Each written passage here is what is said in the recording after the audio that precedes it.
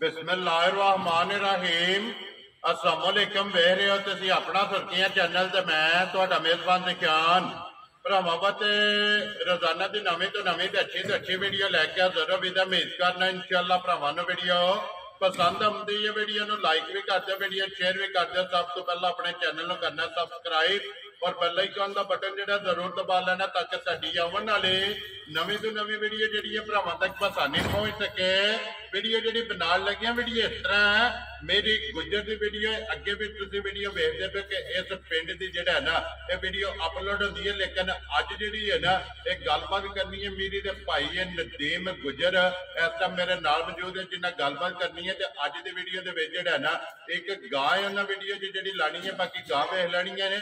अगली गलबात जी है ना जेडे भरा पसंद आए नंबर स्क्रीन से लग जाना, राबता करके अपना सौदा जो जी फाइनल कर लेना। बाकी वीडियो का एड्रैस इंजे कि जिला जो गुजरात है, तहसील भी गुजरात है, पिंड जोड़ा जी इन्हों का कई लोकेशन हर वीडियो च दसी दी। किसी भी भरा ना वे गुजरात तो निकल के आ जाना जलालपुर जट्टा और जलालपुर जट्टा तो आ जाना कड़ियां वाले तो अगे तकरीबन जो ना 5 किलोमीटर तो बाद इन्हों का पिंड आता। यही इन्हों की लोकेशन है। वारा जो हफ्ता है, तारीख भी बनती है 17 महीना दूसरा 2024। बाकी अल्लाह पाक रखे खैर ते बिला तक जरा ना वीडियो करने जी शुरू। अस्सलाम वालेकुम जी। हाँ जी भाई नदीम क्या हाल है? सेहत भी है ठीक है। लो जी एक गाय ने जी वीडियो चलानी है, एक ही है ना जी? ठीक हो गया। सुई है या गब्बन है? सुई है, ठीक हो गया जी। ये नंबर जो गुजर का लाना है या अपना लाना जी? गुजर का लाना है। याद है नंबर या बाद च लिख लीए? बाद च लिख लैने। ठीक हो गया। लो जी वहाओ जी गां जी है ना गलबात जी है ना सारी भाई नदीम को जो है ना ये पूछ लेने। लो जी भाई नदीम गां तो आ गई है भरावां के सामने, कैमरे की अख ना जो है ना ये तसली बिलाल ने करा करनी है। सुबह के लिया जे गाई ने?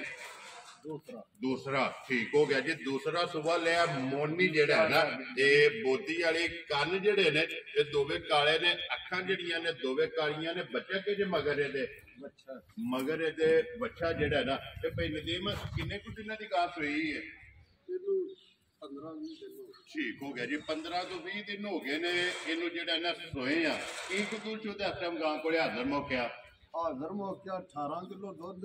ठीक है, 16 किलो की गारंटी गां। वेरी गुड जी। हाजर मौका जनाब दुध 18 किलो। ये सारी दा है ना ये चवाई वाला जे? सारी दा ठीक हो गया। लेकिन 16 किलो की जेड़ा है ना ये तसली देनी है। जिसों में कोई भरा आवे आके अपनी तसली कर ले। ठीक है ना?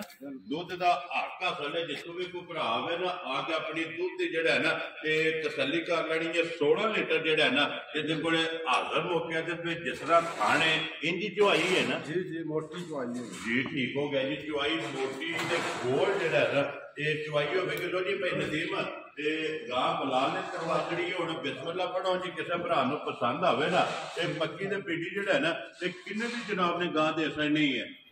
ये जनाब गां तो 5 लाख की है ते भरावां नूं जे पसंद होवे 4.5 दी। 4 लाख का 50,000 है। आए दी कदर होगी ना? होगी इंशाअल्लाह। वेरी गुड जी। लो जी 4 लाख ते 50,000 रुपया जेड़ा है ना इसकी डिमांड है ते आए दी कदर जेड़ा है ना ये जरूर होगी। प्यार मुहब्बत जेड़ा है ना ये जरूर होगा। ते सालता शराबतां जड़ियां ने ना ये धक्का छड़ियां ने कि बगैर वंगे तो जेड़ा है थल्ले बह जाना। बगैर वंगे तो निक्का बवे वड्डा बवे हलन नहीं ना लगी जी।